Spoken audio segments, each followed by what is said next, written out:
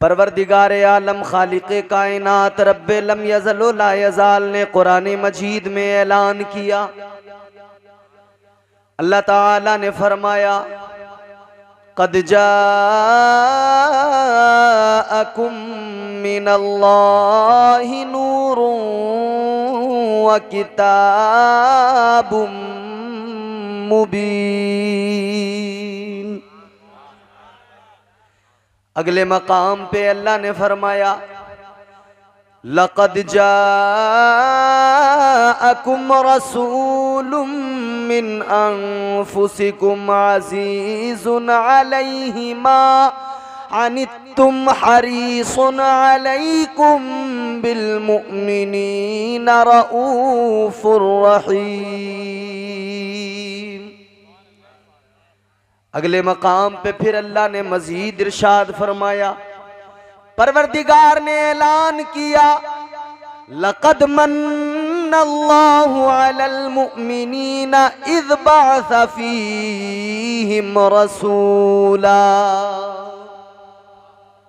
मुतअद्दिद मकामात पर अल्लाह ने अपने महबूब के दुनिया में तशरीफ लाने पर ऐलान कुरान मजीद में किया है और अज़मतों का जिक्र किया। ऐ मेरे मुस्तफ़ा से मोहब्बत करने वालों, नबी के आशिकों, खुश हो जाओ। आप और हम उस नबी का जलसा सजाने के लिए उस नबी का जलसा सजा के बैठे हैं, उस प्यारे रसूल का जिक्र करने बैठे हैं जिसका कोई जवाब नहीं है। परवरदिगार आलम ने जिस नबी के सदक़े में कायनात को बनाया, अल्लाह ताला ने तुम्हें और मुझे जिस नबी के सदक़े में बनाया, ज़मीन को अल्लाह ने जिस नबी के सदक़े में बनाया, आसमान को अल्लाह ने जिस नबी के सदक़े में बनाया, जिस पैगंबर के सदक़े में सूरज को ये रोशनी अल्लाह ने अता फरमाई, चांद को चांदनी अल्लाह ने अता फरमाई, सितारों को जगमगाहट अल्लाह ने नसीब फरमाई। ऐ लोगों, क्या था? कुछ भी नहीं था, फकत एक अल्लाह की जात थी, फकत मेरा रब मौजूद था, फकत परवरदिगार का नूर था, परवरदिगार की जात थी, कुछ भी नहीं था।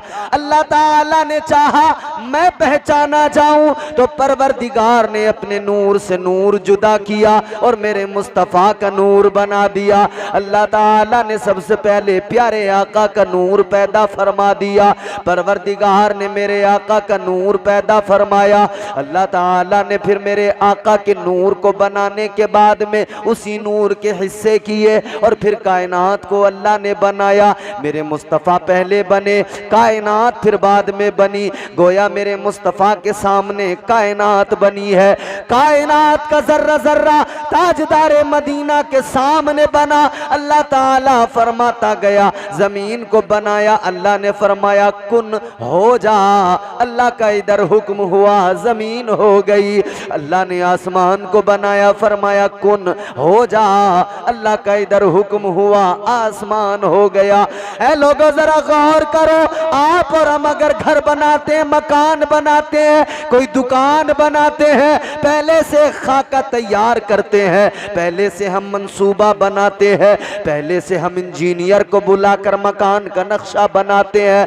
मगर परवरदिगार की शान तो देखो, अल्लाह ने कोई नक्शा नहीं बनाया, अल्लाह ताला ने कोई पहले ड्राइंग तैयार नहीं की, कोई ब्लूप्रिंट तैयार नहीं किया गया। परवरदिगार आलम ने जमीन को बनाया, आसमान को बनाया, चांद सितारों को बनाया। खुदा की कसम निजामे कायनात चलता है, उम्रें लोगों की गुजर गई, अल्लाह के राज न समझ सके, उसकी कुदरत को न समझ सके। ऐ लोगों, इतनी बड़ी कायनात को परवरदिगार ने पैदा किया, न कोई इंजीनियर से नक्शा बनवाया, न कोई अल्लाह ने पहले से खाका बनाया। रब की शान तो देखो, उसने कहा कुन हो जा, कायनात हो गई, अल्लाह ने दुनिया को बना दिया। ऐ लोगों, परवरदिगार ने इतनी बड़ी कायनात को बनाया है और इस कायनात को फकत इसलिए बनाया है, ये कायनात अल्लाह के महबूब की शान देखे, अल्लाह ताला के प्यारे पैगंबर की अजमत का नजारा कर ले।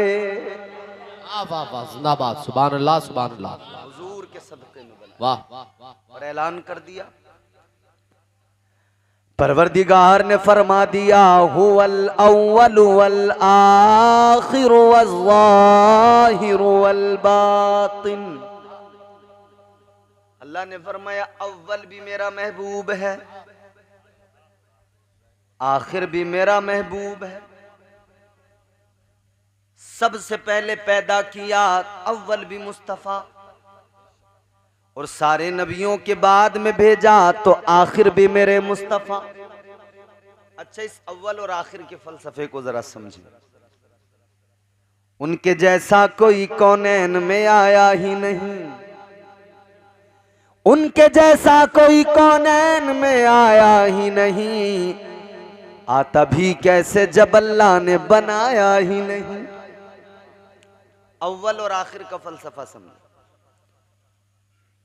आप एक गोल दायरा बना रहे हो तो एक जगह आपने कलम रखा, उस पॉइंट से आपने यूं गोल दायरा बनाना शुरू किया और वापस लाकर उसी पर रोक दिया। क्या मतलब? जहां से शुरू किया वहीं पर लाकर रोक दिया। जहां से इब्तिदा वहीं पे इंतहा, जहां से शुरू किया वहीं रोक दिया। अल्लाह ताला ने दुनिया को बनाया, जहां से शुरू किया वहीं लाके रोक दिया। परवरदिगार आलम ने सबसे पहले महबूब को बनाया, शुरू यहां से किया, फिर अल्लाह बनाता चला गया, बनाता चला गया, दुनिया बनती चली गई, कायनात बनती चली गई। फिर दुनिया में अल्लाह ताला ने तमाम चीज़ों को पैदा किया, मुकम्मल कायनात पैदा कर दी। ये सर्कल यूं ही घूमता रहा, ये राउंड यूं ही चलता रहा है लोगों। फिर ये निज़ाम चलते चलते अल्लाह ने फिर दुनिया में इंसान को भेजा। अल्लाह ने फिर इंसानों में अपने पैगम्बरों को भेजा, अपने रसूलों को भेजा हिदायत के लिए, अपने पैगम्बरों को भेजा नबी की अजमतों का ऐलान करने के लिए। अल्लाह ताला ने अंबिया को भेजा आका की शान बयान करने के लिए। नबी आते रहे, रसूल आते रहे, बशारतें देते रहे, मुस्तफ़ा जाने रहमत की आमद के तज़किरे करते रहे, आते रहे अंबिया और नबी की अजमतों का चर्चा करते रहे। ऐ लोगों, मैंने अर्ज किया था अल्लाह ने भेजा बाद में है, चर्चा पहले हुआ है, तज़किरे पहले हुए हैं, मेरे मुस्तफ़ा करीम बाद में आए। ये सर्कल, ये राउंड चलता रहा। फिर अल्लाह ताला ने आखिर में नबूवत का ताज अपने महबूब के सर पे रखा और अल्लाह ने महबूब को भेजा, इमामुल अंबिया बना के भेजा, खातिमुन नबिय्यीन बना के भेजा और ऐलान कर दिया मेरा महबूब आ गया। अब नबूवत का दरवाजा भी बंद हो गया, रिसालत का दरवाजा भी बंद हो गया। अब कोई नबी नहीं आएगा, अब कोई रसूल नहीं आएगा। ऐ लोगों, यहीं से शुरू किया, यहीं लाकर अल्लाह ने इख्तिताम भी कर दिया। अब कोई नबी नहीं आएगा, अब कोई पैगंबर नहीं आएगा, अब कोई रसूल नहीं आएगा। अल्लाह ने नबूवत का यहीं पर इख्तिताम कर दिया। ऐ लोगों, जरा गौर से सुनो और अपने आका की अजमतों को समझो, अपने आका के मकाम व मर्तबे को समझो, प्यारे आका की अजमतों को समझो। अल्लाह अकबर, क्या शान है। अब जरा तवज्जो से सुनो, दिल से सुनो, जरा सी तमहीद थी, अब बात को आगे बढ़ाते हैं। और लोगों जरा सुनो तो सही, अल्लाह ने अंबिया को भेजा, सबको मनसब व इख्तिदार अता किए, सबको ओहदे अता फरमाए। अल्लाह ताला ने सारे रसूलों को इज्जतों के ताज पहनाए। अल्लाह ताला ने हजरत आदम अलैहिस्सलाम से लेकर हजरत ईसा तक सारे नबियों को, सारे रसूलों को मकाम व मर्तबा अता किया। मगर जब महबूब को भेजा, जब अपने प्यारे पैगंबर को भेजा, शान क्या, कहने वाले ने कहा तय करे दिल रुबा बन के आया, रूहे अर्ज़ो समा बन के आया, सब रसूले खुदा बन के आए, वो हबीबे खुदा बन के आया। वाह वाह वाह वाह, नारे तकबीर, नारे रिसालत, नारे गौसियत, हज़रत अल्लामा इम्तियाज बरकाती साहब क़िबला, नारे तकबीर, सुभान अल्लाह बे सुभान अल्लाह। बहुत अच्छा।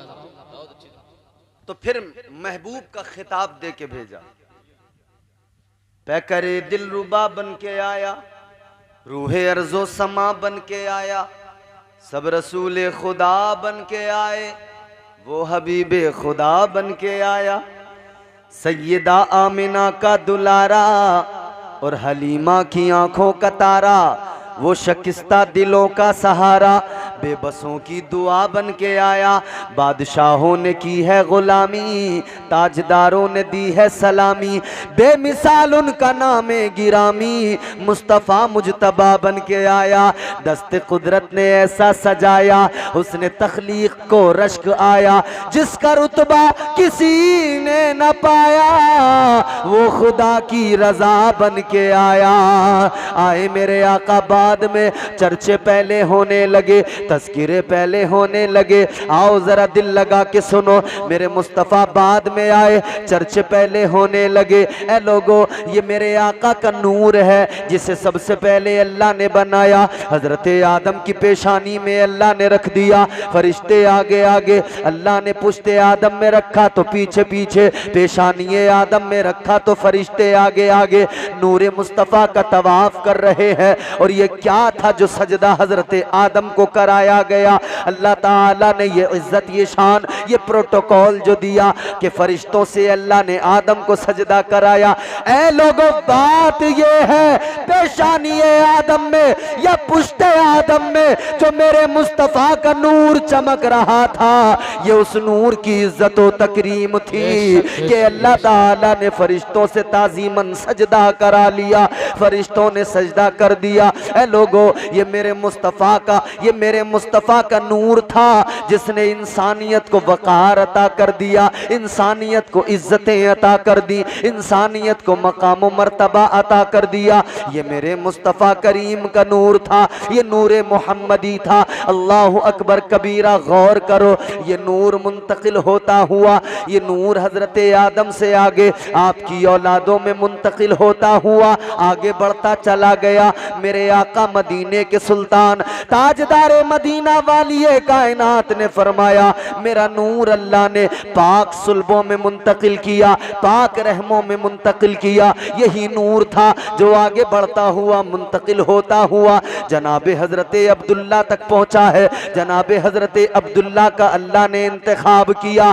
कौन है जनाबे हजरत अब्दुल्ला? तुम्हारे मेरे नबी के वालिद का नाम है, तुम्हारे मेरे नबी के वालिद हजरत अब्दुल्ला। अल्लाह ताला ने जब ये नूर मुस्तफ़ा हजरत अब्दुल्ला की पुश्त में मुंतकिल किया है, हजरत अब्दुल्ला की शान भी देख लो, मेरे आका के वालिदे गिरामी की शान भी देख लो। खुदा की कसम, मदीने में जवान बहुत थे, मक्के के अंदर जवान बहुत थे, मक्के के अंदर बड़े खूबरू लोग थे, मगर हजरत अब्दुल्ला का सानी कोई नहीं था, हजरत अब्दुल्ला का बदल कोई नहीं था। हजरत अब्दुल्ला के अंदर सादगी भी है, हजरत अब्दुल्ला के अंदर तहारत भी है, हजरत अब्दुल्ला पाक दामन भी है, हजरत अब्दुल्ला की सीरत भी लाजवाब है, हजरत अब्दुल्ला का सूरत भी उनकी लाजवाब है, हजरत अब्दुल्ला का किरदार भी लाजवाब है, अखलाक भी लाजवाब है। मक्के के लोग जनाबे हजरत अब्दुल्ला को, मेरे नबी के वालिदे गिरामी को देखते थे तो रश्क किया करते थे, कहते थे जवान तो मक्के में और भी हैं, मगर अब्दुल्ला के जैसा कोई और नहीं है। क्योंकि नूरे मुस्तफ़ा हजरत अब्दुल्ला के साथ जो था ना, खूबसूरत इतने कि जो खातून देखती थी, जो मक्के की दोशीज़ा देखती थी, वो आपको चाहने लगती थी, उसे आपसे मोहब्बत हो जाती थी। हजरत अब्दुल्ला मेरे नबी के वालिद, जवानी है, ऐन शबाब का आलम है, बाप को फिक्र होने लगी बेटे की शादी करनी है। आज भी बच्चे जवान होते, बाप को फिक्र होती है कि बेटे की शादी करनी है, बेटी का जो है निकाह करना है, माँ बाप को फिक्र होती है। रात दिन इसी फिक्र में रहते हैं कि बस किसी तरह बच्चों का अच्छा हो जाए, सब कुछ इनके लिए घर मकान हो जाए, इनकी शादियां हो जाएं। मेरे नबी के दादा जान हजरत अब्दुल मुत्तलिब, आपने हजरत अब्दुल्ला को अपने पास बुलाया, करीब बुलाया, फरमाया ऐ मेरे बेटे, मुझे तेरी फिक्र है, मैं चाहता हूं तेरा कहीं से निकाह कर दूं, तेरी शादी कर दूं। तुम शरीफ हो, भोले भाले हो, सादे हो, तुम्हारी इसलिए और ज्यादा मुझे फिक्र है। मगर फिक्रमंद ज्यादा इसलिए भी थे कि अब्दुल्ला, हजरत अब्दुल्ला जिस शान के मालिक थे, जिस सिफात का मरकज थे, उनके लिए उन जैसी लड़की का इंतखाब करना बड़ा मुश्किल था। कहां तलाश करें उस दौर के अंदर ऐसी लड़की। मगर अल्लाह ने तो चुन रखा था ना, इंतखाब तो अल्लाह का था, क्योंकि अल्लाह ताला जिन्हें मुस्तफ़ा का माँ बाप बनाएगा अपने महबूब का, तो उन्हें अल्लाह ने चुना और उन्हें इज्जतें अता की, शान अता की। हजरत अब्दुल मुत्तलिब अपने बेटे की शादी के लिए फिक्रमंद हैं, सोच रहे हैं कहां तलाश करूं ऐसी लड़की। अपने बाकी सारे बेटों को जमा करके कहने लगे, ऐ मेरे बेटो, अब्दुल्ला के जैसी पाक दामन लड़की कहां से लाऊं? अब्दुल्ला के जैसी पाकीज़ा लड़की कहां से अब्दुल्ला के लिए तलाश की जाए? कहां रिश्ता लेके जाऊं, कहां लड़की तलाश करूं? हजरत अब्दुल मुत्तलिब के बाकी बेटों ने कह दिया, फिक्र ना करें, तलाश करेंगे, कोई ना कोई लड़की मिल जाएगी। आप भी बच्चों की शादी करते तो रिश्ते तलाश करते ना, अच्छा आदमी मिल जाए। पहले तो खैर आम तौर पे यही होता था, बस अच्छा आदमी दीनदार देखा जाता था, साहिब किरदार देखा जाता था। अब जरा सी चेंजिंग आ गई, अब मालदार देखा जाता है। अब तो चाहे जैसा भी हो, बस मालदार हो। हजरत अब्दुल मुत्तलिब परेशान है, बेटे के लिए रिश्ता करना है, कहां लड़की तलाश करूं? इसी फिक्र में एक दिन आपने काबे के खिलाफ को पकड़ा, अल्लाह की बारगाह में रोकर अर्ज करने लगे, ऐ परवरदिगार, ऐ खालिक़े कायनात, ऐ मेरे मौला, मैं अपने बेटे के लिए, मैं अब्दुल्ला के लिए फिक्रमंद हूं। ऐ मौला, कहां लड़की तलाश करूं? इधर जनाबे हजरत अब्दुल मुत्तलिब ने काबे के खिलाफ को पकड़कर दुआ मांगी है। खुदा की कसम, बारगाहे परवरदिगारे कायनात में दुआ मकबूल हो गई, बाबे इजाबत को पहुंच गई। इधर ये सोए हैं जनाबे हजरत अब्दुल मुत्तलिब के ख्वाब देखने लगे। ख्वाब में एक बुजुर्ग आ गए, बुजुर्ग मुस्कुराने लगे, कहने लगे, अब्दुल मुत्तलिब, अपने बेटे के लिए शादी को लेकर फिक्रमंद हो, बेटे की शादी का ख्याल आता है, फिक्र होती है, रिश्ते को लेकर परेशान हो। अल्लाह अकबर। इन्होंने कहा, हाँ बिल्कुल परेशान हूँ, फिक्रमंद हूँ। तो उन्होंने कहा, ऐ अब्दुल मुत्तलिब सुनो, मैं तुम्हें रिश्ता बताने आया हूँ, मैं तुम्हें रिश्ता बताने आया हूँ। कहा, कैसा रिश्ता, कहाँ है रिश्ता? कहने लगे, ऐ अब्दुल मुत्तलिब, रिश्ता मदीने में मौजूद है, जाओ मदीना चले जाओ। मदीने में अल्लाह ने एक लड़की को चुन लिया है, एक लड़की का इंतखाब कर लिया है, उस लड़की का नाम आमिना है। जाओ मदीना चले जाओ, बाप के दरवाजे पर, वहां जाओगे, उस दरवाजे पे जाके दस्तक दोगे, तुम्हें तुम्हारे बेटे का रिश्ता मिल जाएगा। उस लड़की को अल्लाह ने चुन लिया है। अल्लाह अकबर। जब बेदार हुए, जब बेदार रात ही में वो ख्वाब जब देख रहे हैं, तो आलम ख्वाब ने, आलम ख्वाब के अंदर उन बुजुर्ग से कहने लगे, आप कौन है जो मुझे रिश्ता बताने आए हैं? आप कौन है जो मुझे ये रिश्ते के बारे में पता बताने आए हैं? तो उन बुजुर्ग ने कहा, अब्दुल मुत्तलिब मुझे नहीं जानते? का नहीं जानता। कहने लगे, ऐ अब्दुल मुत्तलिब, मुझे जान लो, पहचान लो, मैं जो रिश्ता बताने आया हूं मैं कोई और नहीं हूं, मैं अल्लाह का पैगंबर इब्राहिम हूं। अल्लाह ताला ने हजरत इब्राहिम को फरमाया, तुम जाके रिश्ता, हमारे यहाँ बिचौलिए होते हैं ना रिश्ता कराने वाले, हमारे यहाँ के बिचौलिए बड़े खतरनाक हैं, अल्लाह बचाए इनसे। झूठ इतना, 5 बीघा जमीन को सीधा 50 भी कर सकते हैं। बड़े अच्छा, इनका स्टाइल बड़ा अजीब। ये जब आते रिश्ता लेकर तो ये नहीं बताते लड़की कैसी है, नेक है कि नहीं है, परहेजगार है या नहीं है, पहले आकर बताते रिश्ता है बड़ा अच्छा, कार दिलवा दूंगा। क्योंकि इन्हें भी पता के सामने भी लालची बैठा है, एकदम मान जाएगा।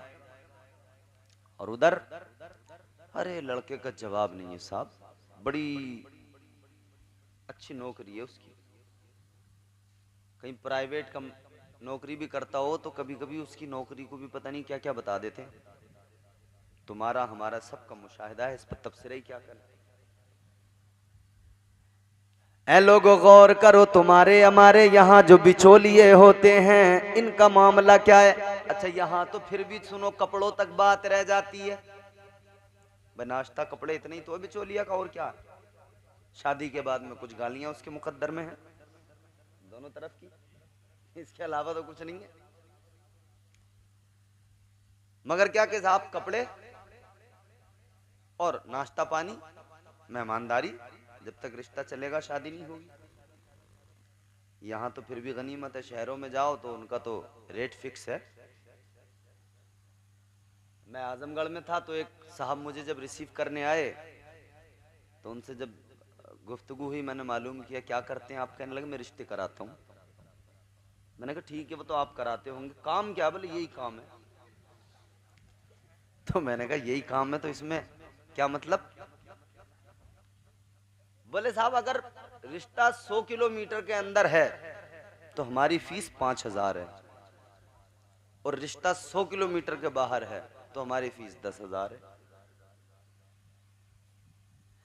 ये शहरों का हाल, बिचौलिए रजिस्टर लेके घूमते हैं, पूरा बायोडाटा तुम्हारा लिख लिया, अब उसके हिसाब से मैच करेंगे, फिर बताएंगे लड़का ऐसा है वैसा है यूं है यूं ऐसा है। अच्छा रिश्ता बता रहा हूं मगर 10,000 मेरी फीस है। ये पैसों पे रिश्ता कराने वाले, झूठ बोल के रिश्ता कराने वाले बिचौलिए। गौर करो मेरे अजीजों, ये तुम्हारे हमारे यहाँ झूठे बिचौलिए, लेकिन अल्लाह ताला ने क्या इंतजाम किया। महबूब के वालिदैन की शादी होगी तो अल्लाह ने बिचौलिया का इंतजाम भी कितना प्यारा किया। अल्लाह ने अंबिया के जद हजरत इब्राहीम का इंतखाब कर लिया। अल्लाह ताला ने उनको चुन लिया, इब्राहीम तुम जाके रिश्ता बता के आओ। हजरत अब्दुल मुत्तलिब को ख्वाब में बता दिया गया। अब हजरत अब्दुल मुत्तलिब बेदार हुए, उठने के बाद में घर से निकले हैं, आप मदीना पहुंचे हैं। मदीने में जाकर जनाबे वहब का दरवाजा खटखटा दिया, दरवाजे पे दस्तक दी, दरवाजा खुला, जनाबे वहब निकल के आए। अल्लाह अकबर। इधर मेरे नबी के दादा जान जनाबे हजरत अब्दुल मुत्तलिब कहने लगे, ऐ वहब सुनो, तुम्हारे दरवाजे पे इसलिए आया हूं कि मेरा बेटा भी जवान है, तुम्हारी बेटी भी जवान है, रिश्ते के लिए आया हूं। इतना कहना था, इन्होंने का रिश्ते के लिए आया हूं। हजरत अब्दुल मुत्तलिब ने जैसे का रिश्ते के लिए आया हूं, जनाबे वहब कहने लगे, ए अब्दुल मुत्तलिब मुझे तुम्हारे घर का रिश्ता मंजूर है। दरवाजे पे ही रिश्ता मंजूर। हजरत अब्दुल मुत्तलिब ने फरमाया, मेरे नबी के दादा ने फरमाया, वहब अभी मेरा बेटा देखा नहीं, उसके बारे में जाना नहीं, उसके बारे में कुछ पूछा नहीं, कोई तहकीकात नहीं की, कुछ नहीं, पहले से ही हाँ कर लिया, पहले से रिश्ता मंजूर कर लिया। भाई रिश्ता होता है तो पहले उसके बारे में जानकारी ली जाती है, पहले उसके बारे में कुछ नॉलेज, कुछ हमें तहकीक करनी पड़ती है, पता निकालना पड़ता है। उस गांव में अगर कोई रिश्तेदार है उसको फोन करते हैं कि भाई फलां का बेटा, फलां उसका भाई और ये पूरा खानदान है, बताओ जरा इनके बारे में कैसे लोग हैं। तहकीक होती है, पहले पूरी जानकारी ली जाती है, फिर देखने जाते हैं। पहले जानकारी लेंगे फिर देखने जाएंगे, तो फिर देखेंगे लड़का कैसा है, खूबसूरत है या नहीं है, हाइट कितनी है, हमारी बेटी के साथ इसकी जोड़ी ठीक रहेगी कि नहीं, पूरा देखते हैं। जिनकी हो गई है उन्हें पूरा तजुर्बा है, जब आते हैं रिश्तेदार देखने वाले, लड़का भी बेचारा बंठन के एकदम तैयार हो जाता है। और वो सबसे पहले नाई की दुकान पे जाता, कहता जी तैयार कर दो आज रिश्ते वाले आ रहे हैं। और नाई बड़े मक्कार हैं, ऐसी ऐसी क्रीम ला कर रख देंगे उस दिन सामने, कहूँगा भाई साहब तुम्हारा चेहरा ऐसा चमकेगा रिश्ते वाले मना ही नहीं कर सकते। ये शीशे जो लगे हुए होते हैं ना नाई की दुकान में पूरे चारों तरफ, इसका मकसद ही है आदमी वहां जाकर देखने लगता है, अरे कुछ मैल सा दिखाई दे रहा चेहरे पे, काला सा हो रही हूं मैं। जैसे इसने देखा ना, कहता भाई साहब ब्लीच करा लो, मैल बहुत हो रहा, कट जाएगा सब। इसने ब्लीच लगा दी, ये इसलिए लगवा लेते हैं कि खूबसूरत बन जाएंगे। अगर ब्लीच लगा के भी काम ना बना, वैसे तो उससे ही भूरे हो जाते हैं, क्योंकि बाल भी सुनहरी हो जाते हैं। पूरा चेहरे का रुआं सुनहरी हो गया, भूरा बना फिर रहा बिल्कुल। अच्छा जी, उसके बाद में इसने कहा कभी अभी मजा नहीं आया, नाई बोला कि भाई साहब मसाज और करवा लो, फेशियल करवा लो, और बोले ये वाली क्रीम लगाया करो, इससे गोरे हो जाओ। अच्छा एक बात पूछूं आपसे? अरे बोलो भाई एक बात पूछूं? अच्छा सवाल भी है और जवाब भी। किसी क्रीम से कोई कभी गोरा हुआ है? ये नाई तुम्हें बेवकूफ बनाते हैं। किसी क्रीम से आज तक कोई गोरा हुआ है? ऐ लोगों जरा अपनी अक्ल का इस्तेमाल करो, सोचो 1000 की क्रीम हो या 1,00,000 की क्रीम हो, क्रीम से कोई गोरा नहीं होता। अगर लोग क्रीम लगा के गोरे हो जाते तो यकीनन वेस्ट इंडीज के अंदर कोई काला मौजूद न होता, सब गोरे होते। वहां कोई काला आदमी, उन पे पैसा नहीं है क्या क्रीम खरीदने को? सब कुछ है। अच्छा अफ्रीका में भी एक खित्ता है जहां पे काले ही लोग पाए जाते हैं, ब्लैक, फुल ब्लैक। उनके पास में पैसे भी हैं, माल दौलत सब कुछ है। वो 1000 वाली नहीं 1,00,000 वाली क्रीम खरीद सकते हैं, साबुन महंगे महंगे खरीद सकते हैं। कई मुस्लिम ममालिक है जहां पे सब लोग काले ही होते हैं, उनके पास तेल के कुएं हैं। यहाँ पानी के कुएं में बड़ा मामला खराब है, समर सेविल का बोरिंग नहीं हो रहा, इतना खर्चा आ रहा उसमें। उनके पास है तेल के कुएं। अगर किसी क्रीम से वो गोरे हो जाते, एक तेल का कुआं इसी काम पे लगा देते, इसी काम पे खर्च कर देते, बेच देते एक तेल का कुआं, महंगी महंगी क्रीम ला के गोरे बन जाते। उनका काला होना बता रहा है आदमी किसी क्रीम से गोरा काला नहीं होता, जिसको जैसा अल्लाह ने बनाया बेहतरीन बना दिया। अल्लाह ने बनाया और ऐलान कर दिया वसव्वरकुम फअहसन सुवरकुम, अल्लाह ने ऐलान कर दिया तुम्हें खूबसूरत बनाया, तुम्हारी सूरत बेहतरीन बनाई। परवरदिगार ने बेहतरीन बनाया। अल्लाह ताला ने फिर ऐलान किया, अल्लाह ने फरमाया लक़द खलक़नल इंसान फी अहसनी तक़वीम। अल्लाह ने फरमाया हमने इंसान को अच्छी सूरत के साथ पैदा किया। अल्लाह ने अच्छी सूरत के साथ पैदा किया है। हाँ ये अलग बात है, शामते अमाल के सबब चेहरे पे नहूसत आ जाती है, बदरौनकी आ जाती है। जब अमाल बुरे होते हैं ना, एक शख्स जो मस्जिद में 5 वक्त की नमाज पढ़ता है, उसका चेहरा देख लेना, कोई क्रीम नहीं लगाता, कोई साबुन नहीं लगाता, मगर उसके चेहरे पे नूर होता है, चेहरा चमकता है। इमाम साहब कोई क्रीम लगाते हैं? नहीं लगाते। बेचारों की तनख्वाह इतनी ना जो क्रीम लगा ले, कहाँ से लाएंगे इस महंगाई के दौर में। तो ये सोचे हैं मौलाना लोग बेचारे कि यार बाल ही कट जाए जरा मुनासिब पैसों में, कहीं अगर कहीं 50 रुपए चल रहे हैं तो सोचें 20 में कट जाए। अच्छा इमामों को तो बेचारों का हो भी जाता है काम, क्या आ जाओ इमाम साहब। ऐसे महंगाई के दौर में तुमने इन उलमा को देखा होगा, इन मौलवियों को देखा होगा, इनके पास इतने पैसे ही नहीं फालतू जो ये फेशियल कराएं, क्रीमें खरीदें, ब्लीच लगवाएं। ये कोई ब्लीच नहीं लगाते, मगर देखो इनके चेहरे चमकते हैं। ये कोई क्रीम नहीं लगाते, इसलिए चमकते हैं कि 5 वक्त वुजू किया करते हैं।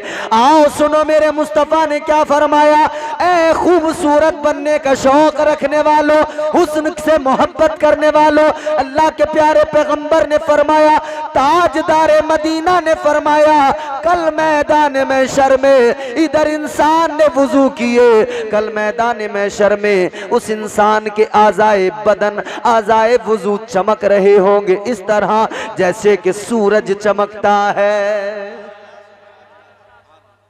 हुजूर फरमाते हैं आज़ाए वुजू चमक रहे होंगे। साहबा का ये भी तरीका रहा कि वुजू के दौरान ना, वुजू जब करते थे, वुजू कर रहे हैं, वुजू कर लिया, थोड़े थोड़े हाथ भी ज्यादा धो लिए, थोड़ा चेहरा धोने के बाद में ना और भी पानी इधर उधर लगा लिया। किसी ने पूछा किस लिए कर रहे हो ऐसा? कहने लगे वुजू के दौरान जहां भी पानी लग जाएगा वो जगह जहन्नम की आग से महफूज हो जाएगी। आज़ाए वुजू चमकते होंगे कयामत के दिन लोगों, वो खूबसूरती है, असल खूबसूरती वो है। ये तो फानी है, इधर तो सब मामला। अरे मियाँ बड़े बड़े हसीन आए चले गए कब्र में, जिस्म को मिट्टी ने खा लिया, कब्र की मिट्टी दीमक ने हड्डियों तक को चाट लिया, खत्म कर दिया। न हुस्न बाकी रहा, न तवानाई बाकी रही। जवानी में देखो हुस्न, लेकिन फिर बुढ़ापा आता है, एहसास दिलाता है तेरा हुस्न अब खत्म, चेहरे पे झुर्रियां पड़ने लगती हैं। तो अल्लाह ताला ने निजाम ऐसा बनाया है कि आदमी अपने से ज्यादा उम्र वाले को देखकर, किसी बुजुर्ग को देखकर खुद ही फैसला कर ले कि भैया इस हुस्न पे हम इतरा रहे हैं, इसका अंजाम ये है। ये इस हालत पे पहुंचना। ताकत वाला जो ताकत पे घमंड करता है वो बुजुर्गों को देखकर, उनको देखकर जिनकी कमर झुक जाती है, जिन्हें सहारे की जरूरत पड़ती है, बगैर सहारे के चल नहीं सकते, उनको देखकर सोचा करें कि ये है, एक दिन ये आएगा हमारी भी झुक जाएगी कमर।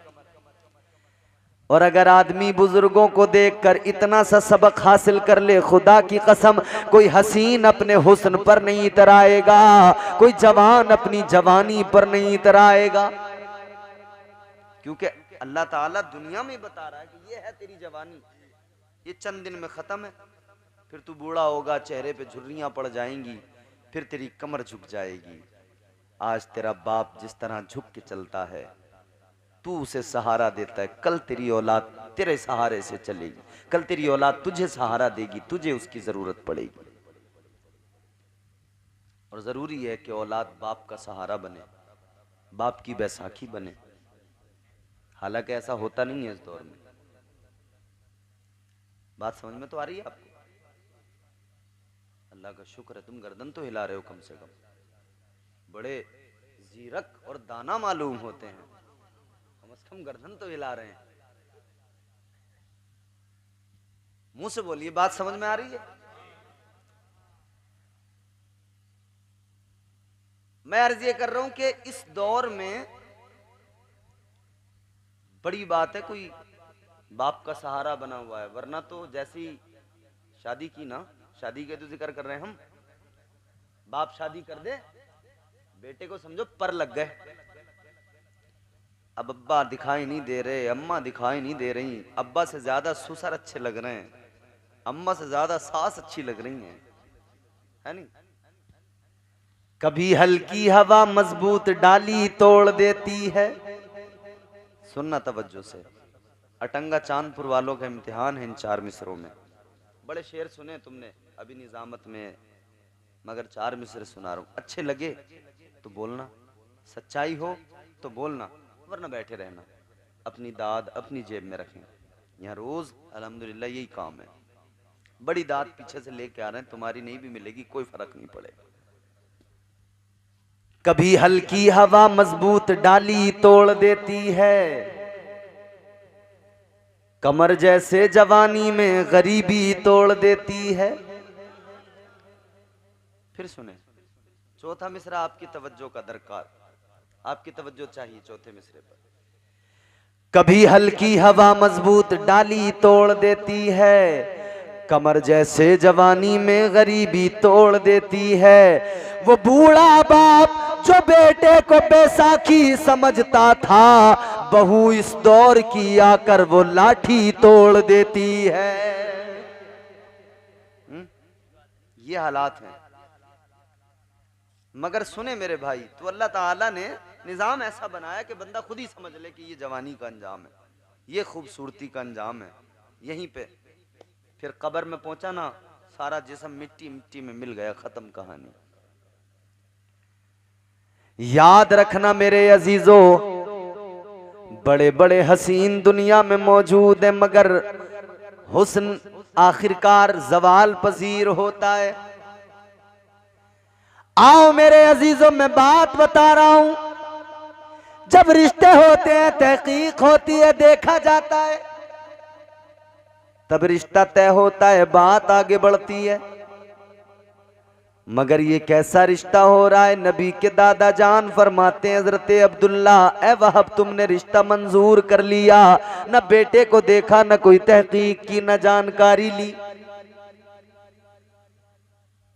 जैसे जनाबे वहब से इतना कहा गया, जनाबे वहब मुस्कुराने लगे और मुस्कुरा के कहने लगे, अब्दुल मुत्तलिब, कैसी तहकीक, कैसी जानकारी, कैसा देखना दिखाना का क्या मतलब?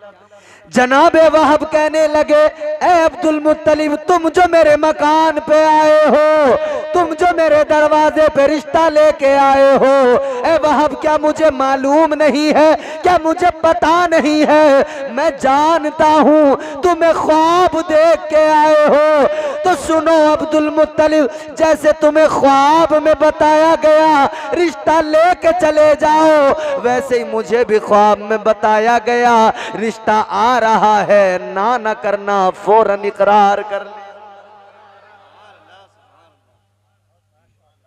तुम्हें भेजा गया है तो मुझे भी हुक्म दिया गया, मना नहीं करना, बस फौरन एक्सेप्ट, फौरन इकरार कर लो। रिश्ता तय हो गया। फिर वक्त मुकर्रर हुआ, फिर निकाह हो गया, शादी हो गई। अच्छा, हजरत अब्दुल्ला बड़े खूबसूरत हसीनो जमाल थे, हसीनो जमील थे। तो मक्के की दो शीज़ाएं आपको देखकर चाहत रखती थी कि हमारा निकाह इनके साथ हो, हम इनकी ज़ौजियत में आए, क्योंकि आपके चेहरे पे एक चमक थी, एक तजल्ली थी। क्यों थी? क्योंकि नूर मुस्तफ़ा से आपका चेहरा मुनव्वर हो रहा था। जब जनाबे हजरत आमिना के साथ में शादी हो गई, निकाह हो गया, तो नूर मुंतकिल होकर जनाबे हजरत आमिना के शिकम में पहुंच गया। मेरे प्यारे आका की वालिदा माजिदा जनाबे हजरत आमिना खातून के शिकम में नूर आ गया। वो औरतें जो हजरत अब्दुल्ला को देखकर ज़ौजियत में आना चाहती थी, प्यार करती थी, नूर मुंतकिल हुआ, हजरत आमिना के शिकम में पहुंचा। अब वही जनाबे हजरत अब्दुल्ला हैं, मक्के के एक रास्ते से गुजर रहे हैं, सामने से एक दोशीज़ा आ रही है। पहले बड़ा प्यार करती थी, मोहब्बत करती थी, जान छिड़कती थी, चाहती थी मेरा निकाह इनसे हो जाए, शादी हो जाए। लेकिन अब देखा तो उसने नजरें झुका ली, रास्ता बदल दिया, चल पड़ी। हजरत अब्दुल्ला ने रोक कर फरमाया, तू तो कल तक मुझसे बड़ा प्यार करती थी, आज क्या हुआ? कल तक बड़ी मोहब्बत करती थी, आज क्या हुआ? कहने लगी, ए अब्दुल्ला, सुनो, बात ये है, कल तुम्हारे चेहरे में एक चमक थी, तुम्हारी पेशानी में एक नूर चमक रहा था, वो नूर आज तुम्हारे पास मौजूद नहीं है, अब तुम्हारी पेशानी में मौजूद नहीं है। ए अब्दुल्ला, मुझे प्यार तुमसे नहीं था, उस नूरे मुस्तफा से प्यार था। मैं तो उस नूरे मुस्तफा को देखकर आप पे दीवानी हो गई थी। शादी हो गई। हजरत अब्दुल्ला, शादी होती है तो जिम्मेदारियां बढ़ती हैं। जब जिम्मेदारियां बढ़ती हैं तो फिर भाई कुछ जरिया मुआश तलाश करना पड़ता है। हमारे यहाँ शादियां होती हैं ना, तो वो हफ्ता 10 दिन तक तो काम चलता है, फिर महीना गुजरता नहीं कि लड़ाइयां शुरू हो जाती हैं छोटी छोटी चीजों पे। क्यों? क्योंकि जनाबे वाला कुछ करते जो नहीं है, इन्हें ससुराल घूमने से फुर्सत नहीं मिलती। अब भाई घूमने के लिए बाइक में तेल भी डलवाना पड़ेगा, समझ रहे? मोटरसाइकिल का भी खर्चा, जो मोटरसाइकिल पे बैठी हैं उनका भी खर्चा, ये जनाब जो चला के ले जा रहे हैं इनका भी खर्चा। और शुरुआती दिन है तो कभी ससुराल जाना है, तो कभी साहब उनकी खाला के यहाँ जाना है, कभी उनके मामू के यहाँ जाना है, कभी उनकी फुप्पो के यहाँ जाना है, जाना भी सब जगहों पे। अब काम बंद कर देते हैं। इधर अम्मा कहती है बेटे बड़ी मुश्किलों से कर्ज कर करके शादी की, अब काम तो कर ले। तो घर में लड़ाई, 2 महीने 3 महीने जैसे तैसे महाभारत में गुजरते हैं। बड़ी मेहनत से 6 महीने का वक्त गुजरता, फिर बोले भाई अब तुम अपना चूल्हा अलग करो, खाओ कमाओ। ये जो राजा बाबू बना हुआ घूमता था ना, जैसी अम्मा ने अब्बा ने अलग कर दिया ना, इसकी हालत खराब है। मजदूरियां कर रिया, मिस्त्री को मसाला दे रिया, ईंट दे रिया, पता लग जाता है फौरन वो अब्बा का राज था, ये बीवी का राज है। अब्बा ने शहंशाहों वाली जिंदगी बना दी थी और इसने आते ही मजदूर बना दिया। अब कहां भागें? हमारे यहाँ एक बड़े मशहूर खतीब हैं मुफ्ती गुलफाम साहब, तो चूंकि मैं तो कभी लतीफ़े वगैरह सुनाता नहीं हूँ, मगर कभी कभी कुछ बातें ऐसी होती हैं जो बतानी पड़ती हैं। मुफ्ती गुलफाम साहब बताते हैं ऐसी बातें, बड़ी अच्छी लगी मुझे उनकी बात। उन्होंने कहा कि अगर किसी से नहीं बन रही है बात, घर में चच्चा से नहीं बन रही, बंटवारा कर लो, दीवार लगा लो। अलग अलग हो गए, दीवार लग गई, न मिलेंगे न देखेंगे, खत्म कहानी।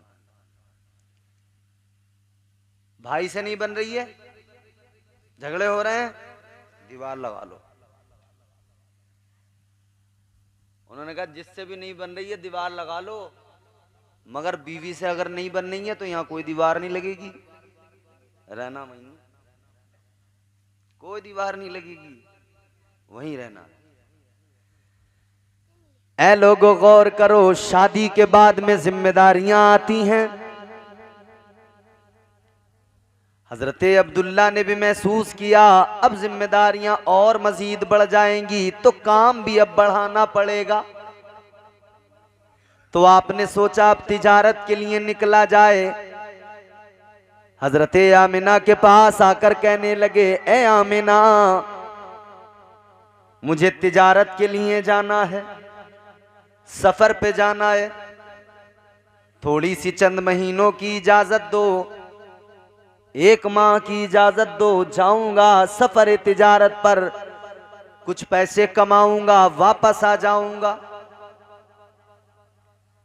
हजरत आमिना ने कहा अभी शादी को वक्त कितना हुआ है, मुझे तन्हा छोड़ कर न जाइए, किसके सहारे छोड़ के जाते हैं। हजरत अब्दुल्ला ने जवाब दिया, ए आमिना, जवाब दिया, ए आमिना, मैं जा रहा हूं सफर पर तिजारत के लिए, तुम मेरे लिए दुआ करती रहना और मैं तुम्हें अल्लाह के सुपुर्द करके जा रहा हूं, उस परवरदिगार के भरोसे छोड़ के जा रहा हूं। सफर तिजारत पर निकल गए, लेकिन अल्लाह को जो मंजूर था वही होना था। सफर तिजारत किया, वापस आए तो मदीना रुके। मदीना शरीफ में तबीयत खराब हुई, तबीयत इतनी खराब हुई कि आखिरकार बात न बनी और वहीं आपका इंतकाल हो गया। मेरे मुस्तफ़ा करीम ताजदारे मदीना, वालिए कायनात के वालिदे गिरामी का इंतकाल हो गया। हजरत आमिना मेरे नबी की अम्मी जान, शादी को 2 महीने का 3 महीने का वक्त गुजरा है, 1 महीने का 1-2 माह का वक्त गुजरा है, मगर सुनो रोजाना इंतजार करती हैं, अब आएंगे अब आएंगे अब आएंगे। मगर हजरत अब्दुल्ला नहीं आए। सुबह को निकलने वाले परिंदे जब शाम को अपने घरों को वापस लौटते हैं, हजरत आमिना उन परिंदों को देखती हैं और आंखों में आंसू आ जाते हैं। हाय परिंदे तो वापस आ गए मगर अब्दुल्ला अब तक नहीं आए। आखिरकार एक दिन हजरत अब्दुल मुत्तलिब आए, कहने लगे बेटी फिक्र ना करना, रोना नहीं, आंसू ना बहाना, अल्लाह का फैसला है, किसी और का नहीं है। अल्लाह जो चाहता है वही करता है, उसके इख्तियार में सब कुछ है।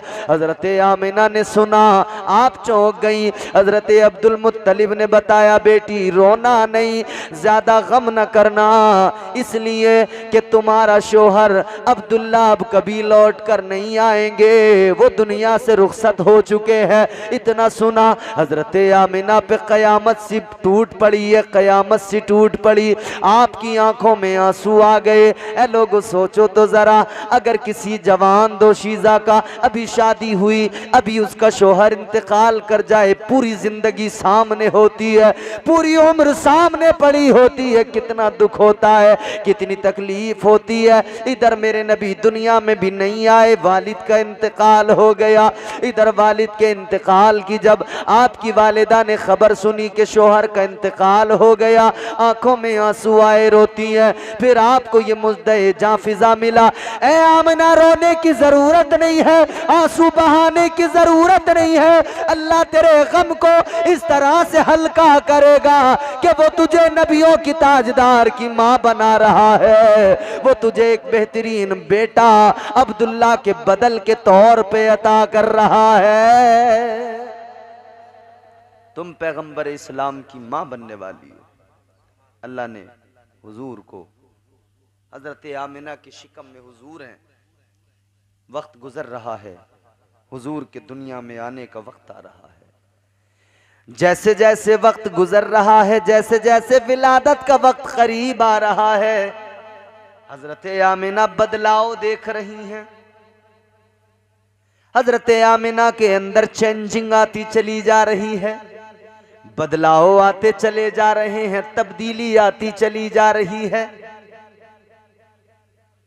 अरब का दस्तूर था, जब किसी के शोहर का इंतकाल हो जाता था, वो औरत खुशबू नहीं लगाती थी।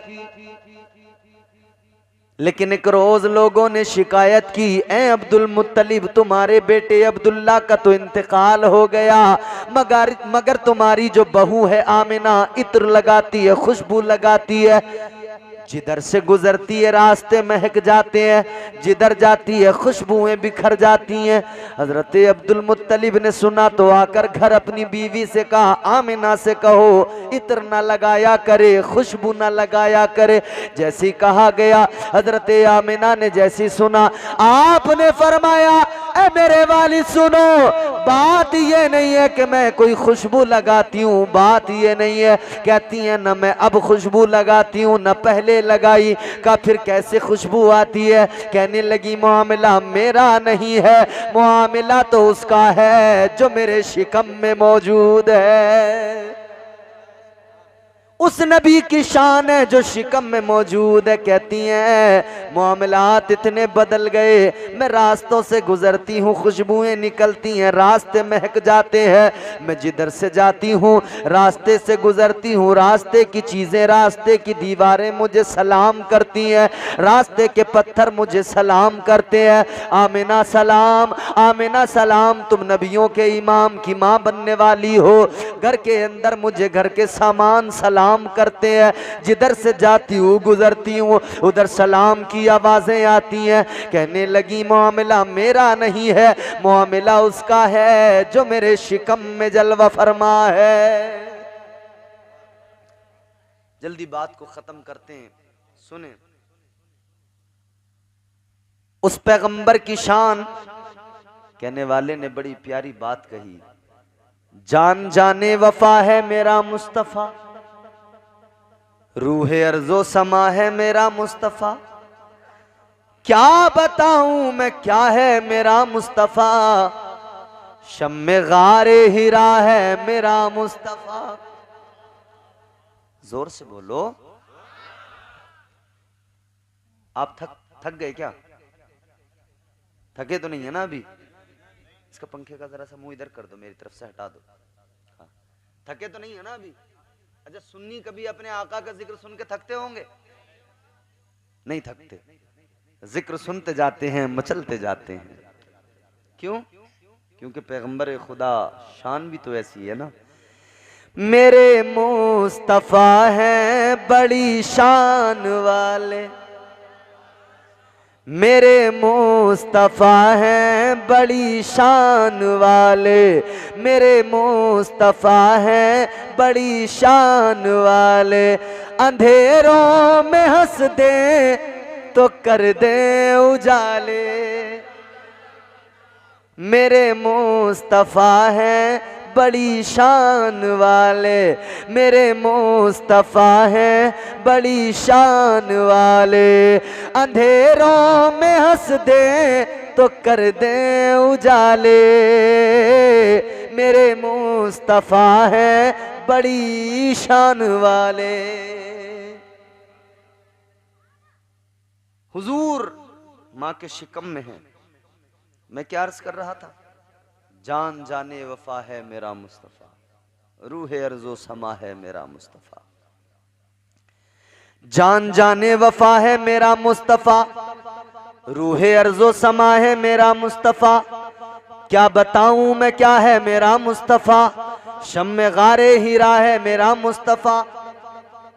साफ लिखा हुआ है ये कुरान में, ना तखय्युल तसव्वुर ना दीवान में। नूह आदम बराहीम और इमरान से इन्नल्लाह अस्तफा है मेरा मुस्तफ़ा। शीश की अजमतें सारी अपनी जगह, आगे देखो हिकायत मेरा मुस्तफ़ा। राज राजों में थे वो खिजर के अगर, हर अमल की वजाहत मेरा मुस्तफ़ा। नाज लाखों मिले गो सुलेमान को, दो जहानों की राहत मेरा मुस्तफ़ा। जिनके हाथों से मुर्दे भी जिंदा हुए, उस मसीह की बशारत मेरा मुस्तफ़ा। पीर की सुबह को आमिना के यहाँ हुई जिनकी विलादत मेरा मुस्तफ़ा। अंबिया की वसीयत मेरा मुस्तफ़ा, ताजदारे शरीयत मेरा मुस्तफ़ा। वो है रहमत ही रहमत मेरा मुस्तफ़ा, वो है बरकत ही बरकत मेरा मुस्तफ़ा।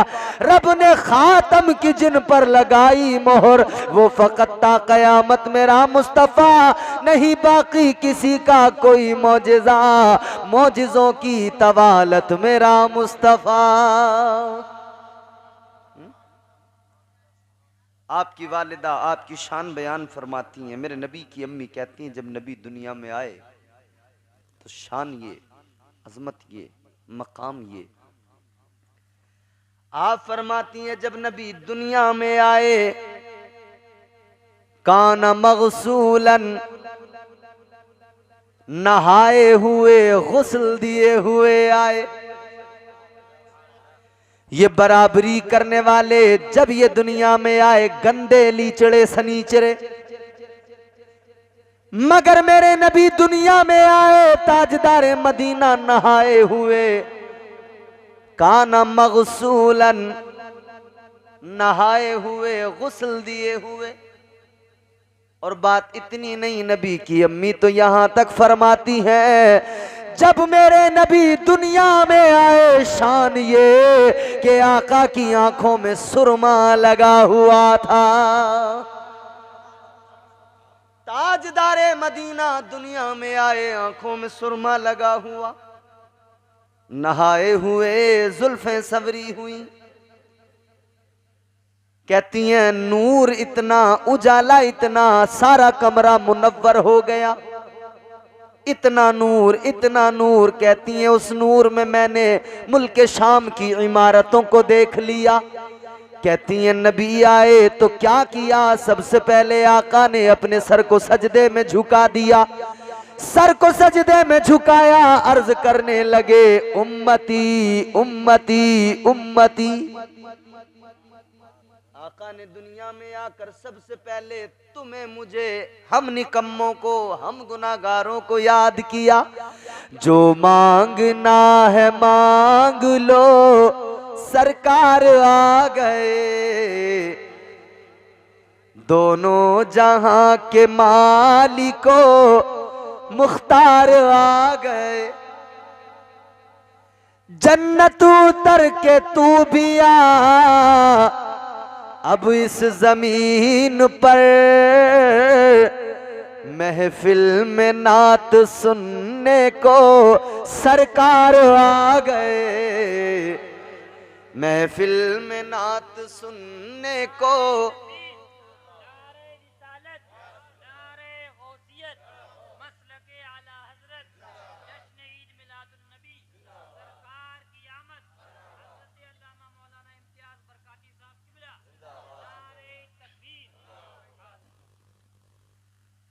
जो मांगना है मांग लो, सरकार आ गए। दोनों जहां के मालिको मुख्तार आ गए। अच्छा, बड़े बड़े मालदार लोग हैं दुनिया में, बड़े बड़े अमीर कबीर हैं, मगर दुनिया आज तक ऐसा कोई मालदार दिखा ना सकी दोबारा।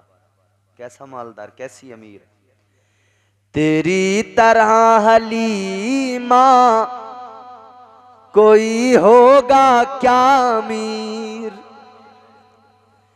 तेरी तरह हलीमा कोई होगा क्या अमीर। दामन में तेरे अहमदे मुख्तार आ गए। दामन में तेरे अहमदे मुख्तार आ गए। आजादियां दिलाने गुलामों को कैद से, आजादियां दिलाने गुलामों को कैद से। आकाए दो जहां शहे अबरार आ गए। आकाए दो जहां शहे अबरार आ गए। हुजूर आ गए। हुजूर आए तो कायनात का सारा मंजर बदल गया।